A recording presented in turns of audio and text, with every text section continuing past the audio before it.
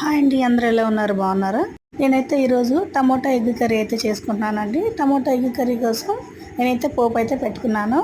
పోపు పెట్టుకొని అందులోనే జీలకర్ర, ఆవాలు, అలాగే కరివేపాకు అయితే వేసానండి.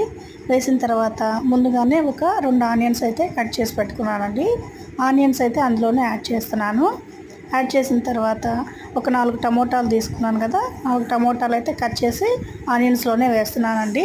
వేసిన తర్వాత ఇందులోనే ఉప్పు, పసుపు అయితే వేసేసి కలుపుకొని మూత అయితే పెట్టుకోవాలి. బాగా మగ్గించుకోవాలన్నమాట. కారం అయితే ముందే వేయకండి. కారం వేసి ఏంటంటే ముందుగానే అడుగు అంటిద్ది అనమాట. అందుకనేసి కారం అయితే లాస్ట్లో అయితే యాడ్ చేసుకోండి. కలుపుకున్న తర్వాత మూత పెట్టి ఒక 5 మినిట్స్ అయితే మగ్గించుకోండి. మగ్గించుకున్న తర్వాత టమోటాలన్నీ మెత్తగా మెదిగిపోతాయి కదండి. మెదిగిపోయిన తర్వాత అందులోనే ముందుగానే ఉడకబెట్టుకున్న ఒక 4 గుడ్లు అయితే తీసుకున్నాను నేను. వేసేసి దాని తర్వాత కారం అయితే వేసేసి కలుపుకొని కొద్దిగా కొత్తిమీర అయితే యాడ్ చేసుకోండి. టేస్ట్ మాత్రం సూపర్ ఉంటుంది. ఇదేంటంటే కోడిగుడ్డు టమోటా కర్రీ వంట రాని వాళ్ళు కూడా ఈజీగా చేయొచ్చు అనమాట.